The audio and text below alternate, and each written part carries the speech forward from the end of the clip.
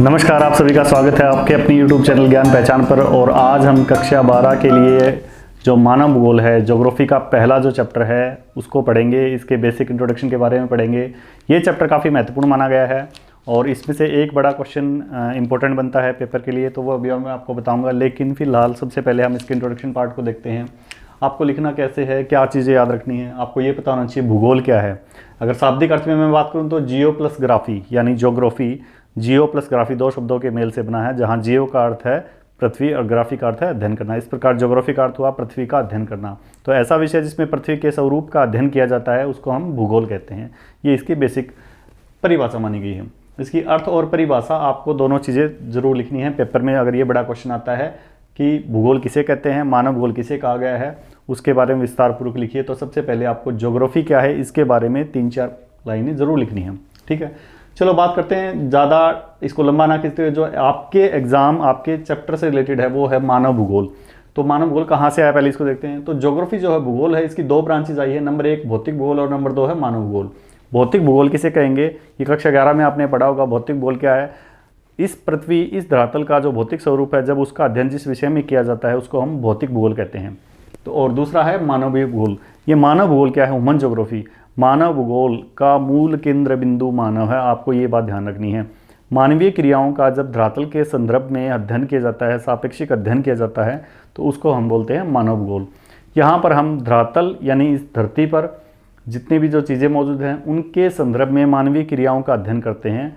ऐसा विषय मानव भूगोल कहलाता है। ठीक है, मानव भूगोल की परिभाषाएं हम पर देखते हैं। 2 परिभाषाएं मैंने यहाँ पे लिखी है। नंबर 1 है मानव समाज एवं धरातल के बीच संबंधों का संश्लेषित अध्ययन मानव भूगोल कहलाता है।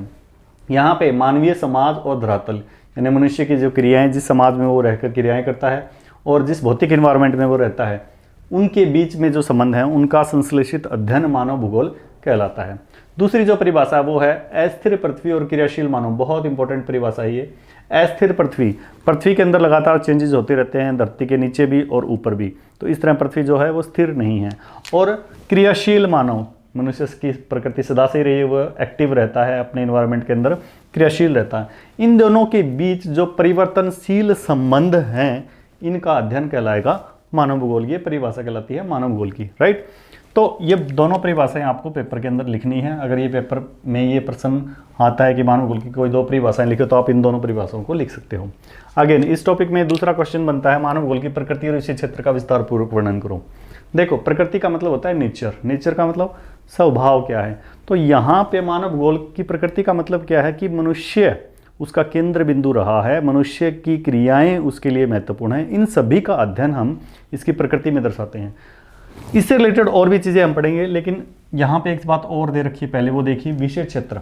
विषय क्षेत्र में क्या क्या चीज़ें आएंगी। देखिए, मनुष्य, ये जो मानव भूगोल है किस चीज़ का अध्ययन कर रहा है, जनसंख्या का, सांस्कृतिक कारकों का, परिवहन के जो साधन हैं, भौतिक जो दशाएं हैं। अब इसमें मिट्टी, जलवायु, मृदा, खनिज सब कुछ इसके अंदर शामिल होगा।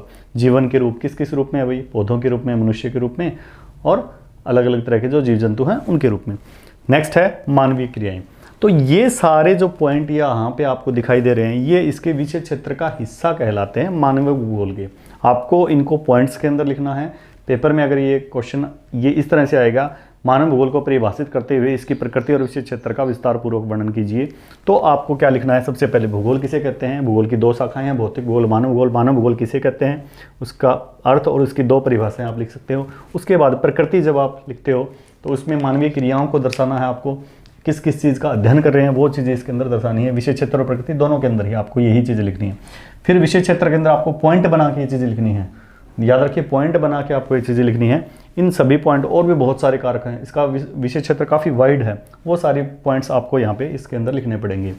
फिर ये आता है 2 पॉइंट यहाँ पे लिख रखे हैं, मानव का प्रकृतिकरण और प्रकृति का मानवीकरण। देखो, ये दोनों पॉइंट काफ़ी इंपॉर्टेंट है, प्रकृति का मानवीकरण और मानव का प्रकृतिकरण। अगर मैं देखूँ तो इसमें थोड़ा सा डिफरेंस, आपको बहुत सारे बच्चे कंफ्यूज भी होते हैं कि उनको समझ नहीं आता कि किसको हम मानव का प्रकृतिकरण कहें और किसको प्रकृति का मानवीकरण कहें। तो ध्यान से सुनिएगा, बिल्कुल स्पष्ट बता रहा हूँ।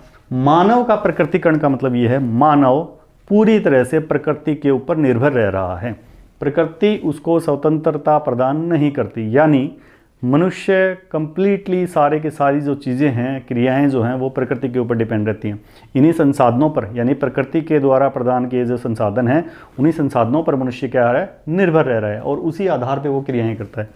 ठीक है, तो प्रकृति का मानवीकरण में आपको ध्यान क्या रखना है कि यहाँ पर प्रकृति जो है उस पर विजय प्राप्त कर रहा है मनुष्य, तो यहाँ पे मनुष्य स्वतंत्र रूप से कार्य करता है।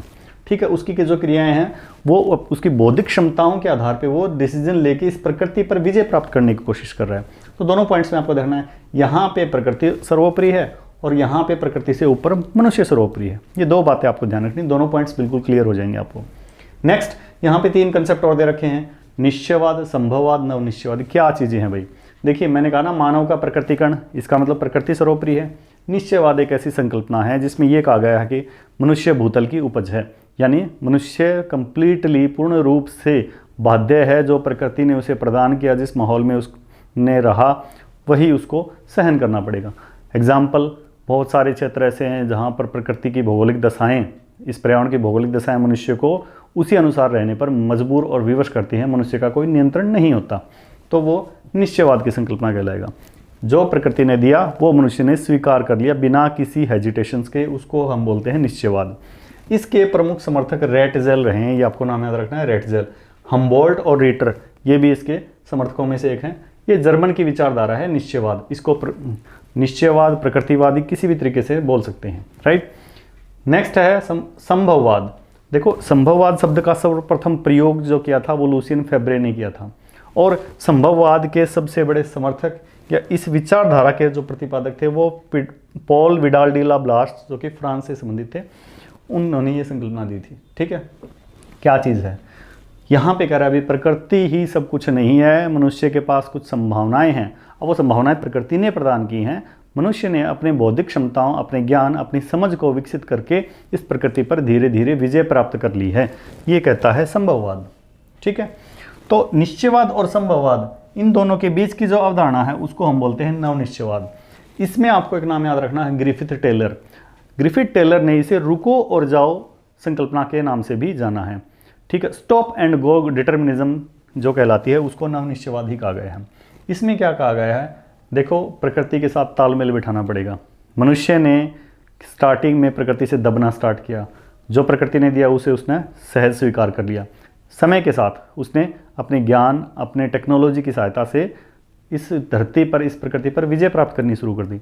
लेकिन दोनों पक्षों में बैलेंस नहीं बना, और इसी बैलेंस को बनाने के लिए तीसरी संकल्पना ने कहा कि प्रकृति भी और मनुष्य भी दोनों एक दूसरे को साथ लेके चलेंगे। तो वो जो संकल्पना उभर के सामने आई उसको नवनिश्चयवाद की संज्ञा दी गई। ये आपको जरूर नाम याद रखने हैं। ठीक है, इसके अलावा बहुत इंपॉर्टेंट है ये 4 उपागम। बहुत सारे बच्चों को +2 क्लास के जो पहले चैप्टर के अंदर ये 4 उपागम है, ये समझ में नहीं आते। इनमें सबसे पहला उपागम है प्रत्यक्षवाद, दूसरा है व्यवहारवाद, तीसरा है कल्याणपरक और चौथा है मानवतावाद। ये 4 उपागम हैं मानव भूगोल के। पहला कहता है प्रत्यक्षवाद।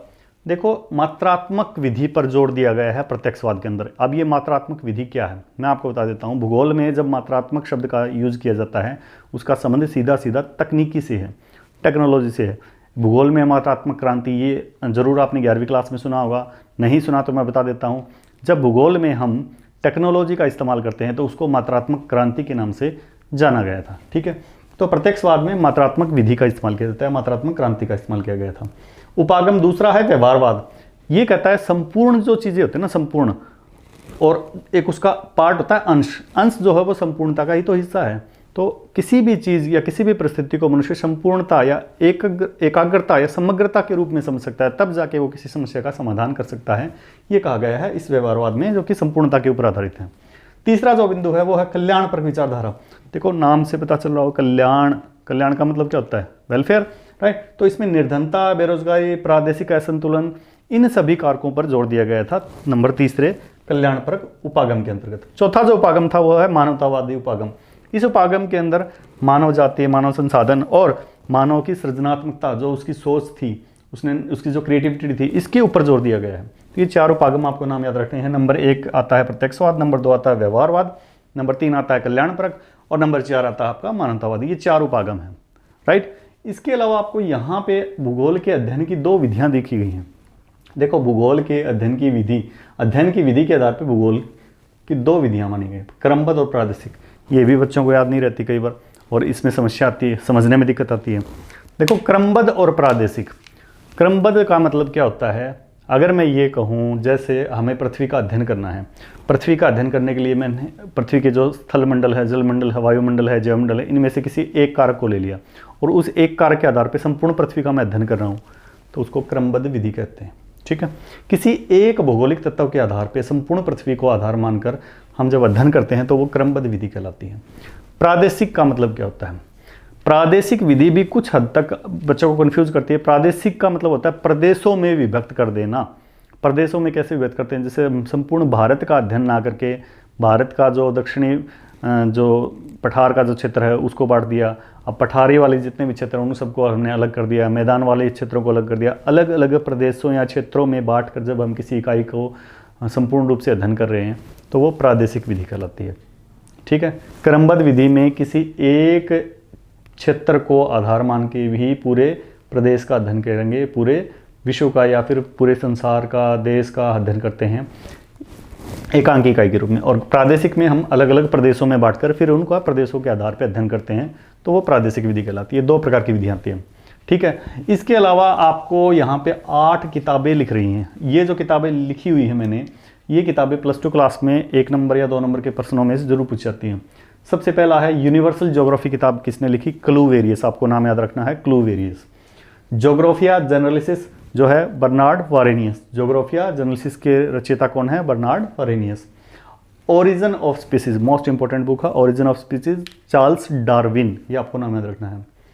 History of civilisation of England, ये बकल की किताब है, history of civilisation of England, Buckle महोदय के द्वारा किताब लिखी गई थी। किताब अल हिंद, अल बिरूनी, किताब अल हिंद के जो लेखक है वो कौन है, al Biruni. Erdkunde, Karl Ritter की एक महत्वपूर्ण रचना है अर्डकुंडे।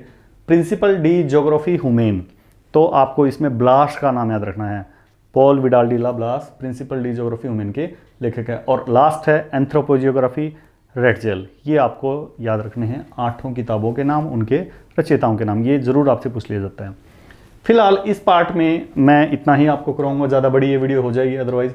और इसमें आपको जो क्वेश्चन तैयार करने हैं वो 2 क्वेश्चन तैयार करने हैं। पहला क्वेश्चन, मानव भूगोल किसे कहते हैं, इसके प्रकृति और विषय क्षेत्र का विस्तार पूर्वक वर्णन कीजिए, बड़े क्वेश्चन में आता है, दीर्घ उत्तरात्मक क्वेश्चन में आता है।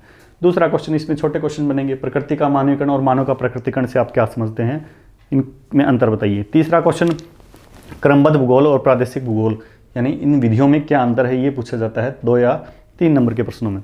ठीक है, इसके अलावा निश्चयवाद, संभववाद, नवनिश्चयवाद, ये तीनों विचारधाराएं पूछी जाती हैं। एग्जाम्पल के साथ आपको इनको डिटेल में लिखना है, ये इनके समर्थकों के नाम हैं।